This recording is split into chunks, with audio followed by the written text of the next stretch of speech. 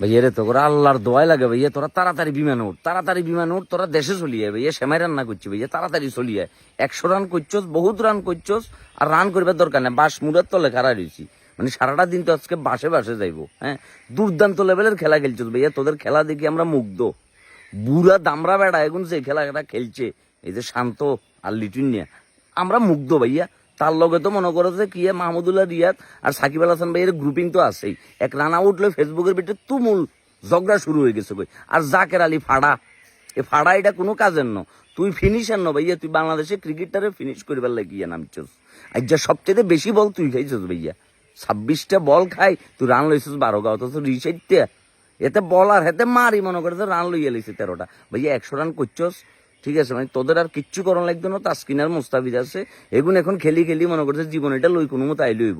হাতুরু সিং সেমাই আনছে ড্রেসিং রুমে ইয়েলে বলি তোরা তারা, আমি আরো ভালো সেমাই আনছি ভাইয়া, তোমরা তাড়াতাড়ি দৌড়ে চলে আসো, তোমাদের আর ক্রিকেট খেলবার দরকার নাই, দেশে চলে আসো, তোমরা ধান চাষ করো, নদীতে মাছ ধরো, ক্ষেতের ভিতরে কামলা দাও, এছাড়া তোমাদের আর মানে ক্রিকেটের সৌন্দর্যটা নষ্ট করিও না ভাইয়া।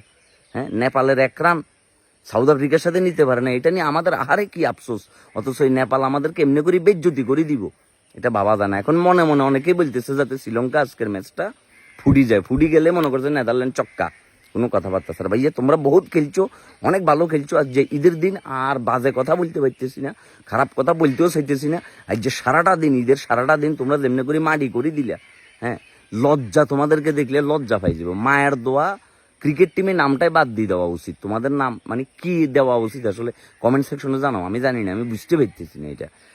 সকালবেলা সারাটা রাত জাগি থাকি, চোখের নিচে কালা ডার্ক সার্কেল পড়ে গেছে বই, সারাটা রাত জাগি থাকি এই স্যাঙ্গের খেলা দেখবার লাই বলি, আমরা জাগিয়েছিলাম সারাটা রাত ধরি। হ্যাঁ, এই খেলা আমাদেরকে উপহার দিছো, খুব ভালো খেলছো ভাইয়া।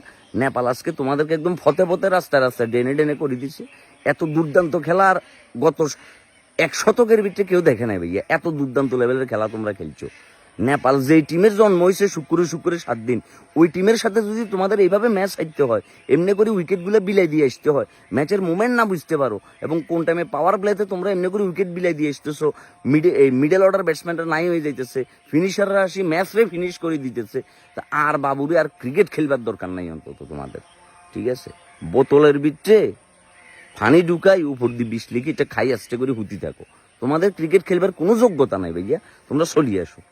হ্যাঁ, নেদারল্যান্ড ইউগান্ডা তোমাদের সাথে খুব ভালো খেলছে এবারের বিশ্বকাপে, তারা ডিজার্ভ করে, তারা আরো ভালো কিছু ডিজার্ভ করে। তোমরা আইসিসির মতো বড় ইভেন্টে যাই পায়খানা করা ছাড়া এই জিন্দিগি তার কিছু করো না ভাইয়া। ঠিক আছে, ঈদের দিন কি পরিমাণ মানুষের যে দোয়ার বদলে অভিশাপ কামাইছো তোমরা, সেটা তোমরা নিজেরাও জানো না। নাম ফুটাইছে আবার টিম টাইগার্স, শতানের বাচ্চারা সকালটা নষ্ট করে দিছে।